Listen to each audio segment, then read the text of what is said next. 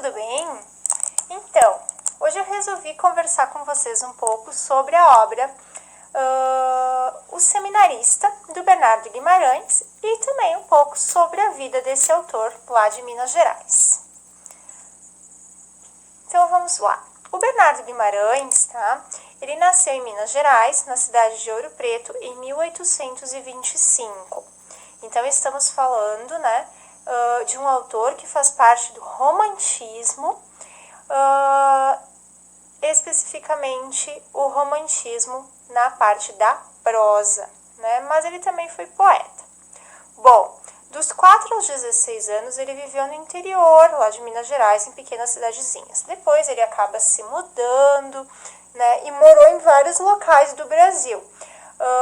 Não coloquei aqui todos os locais, mas tem aqui algumas informações, por exemplo, que ele estuda Direito, então ele se forma em Direito na Faculdade de Direito de São Paulo, no local onde ele conhece o então também escritor, né, Álvares de Azevedo, grande escritor do romantismo, segunda geração, a geração do mal do século, né? Então os dois acabam se tornando amigos. Bom, um pouco do resumo do que foi o Bernardo Guimarães na parte profissional, né?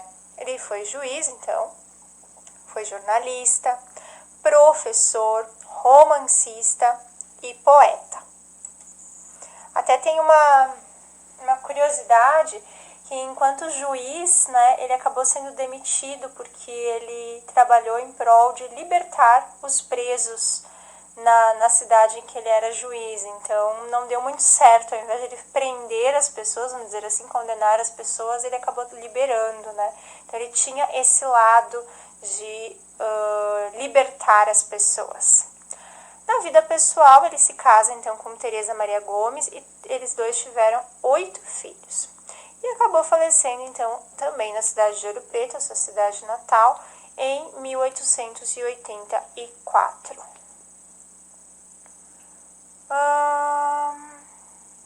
Bom, principais obras.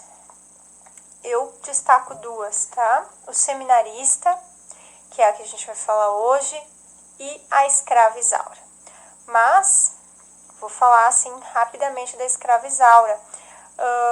Essa obra é a obra mais famosa dele, é uma obra que tem um caráter de cunho abolicionista, realmente, né, essa história de querer libertar as pessoas. Percebam que a Escrava Isaura é uma escrava branca, né, ela não é negra, ela é branca, mas ela era uma escrava. Não vou falar muito sobre essa obra, porque, como eu disse, eu vou me focar no Seminarista, mas posso dizer, assim, como nível de curiosidade, que essa obra é tão famosa que já foram feitas várias novelas em função dessa história. Novelas nas redes nacionais de televisão. Pois bem, vamos então ao O Seminarista. O livro Seminarista foi publicado, então, pela primeira vez em 1872, né, e conta a história de 2 personagens, então, centrais, né, que é o Eugênio e a Margarida. A história vai se passar numa fazenda, em Minas Gerais, né, aquela coisa bem típica daquilo que era o conhecido da infância do autor, né. Então, o Eugênio e a Margarida, eles foram criados juntos, eram crianças criadas juntas nessa fazenda.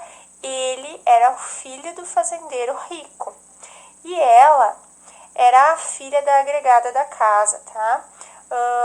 Essa agregada, né, e essa menina, então, moravam numa casinha na fazenda, próxima da casa principal, mas elas não moravam dentro da casa principal, tá? Bom, aí essa amizade se torna tão forte que acaba crescendo, então, um amor entre o Eugênio e a Margarida. E quando o pai do Eugênio percebe isso, né, já na fase da adolescência do Eugênio, resolve, então, mandar o filho para um seminário.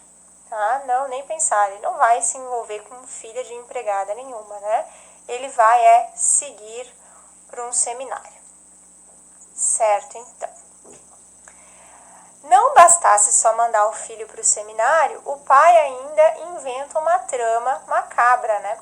Com a ajuda dos padres, ele inventa que a Margarida ia se casar, fazendo assim então com que o Eugênio, totalmente desiludido e triste, esquecesse de vez aquela menina e resolvesse, né, seguir o seu destino, se tornando realmente padre. Aí já se passa o tempo na história do livrinho, né? E o Eugênio, já formado padre, ele acaba voltando para a vila onde ele nasceu e assume a paróquia lá do lugar. Logo que ele chega, ele é chamado para socorrer uma moça da vila ali, né? Que estava muito doente. Vocês sabem que o padre, né? Ele trabalha também dando a extrema unção. Então ele vai visitar pessoas que estão próximos à morte, à beira da morte, para fazer com que essa pessoa se arrependa dos seus pecados e siga em paz, né? Então ele vai até a casa dessa moça e quando ele chega lá, ele se dá por conta que quem estava muito doente, estava acamada, era a Margarida. E eles conversam, ela ainda estava em estado de conversar, né? Não estava assim tão doente. Ela conta toda a verdade para ele, né? Ele questiona, cadê teu marido e tal? Ela diz, não, eu não sou casada, nunca me casei, eu fiquei a vida toda esperando por você. E nessa emoção, eles acabam se entregando ao amor, né?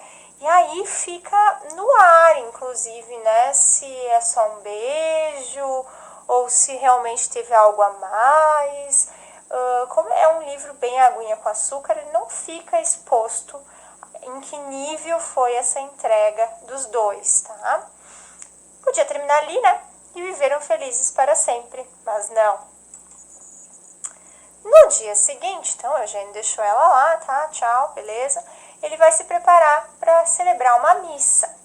E quando ele estava lá agora esqueci o nome do local onde o padre fica, dentro da igreja.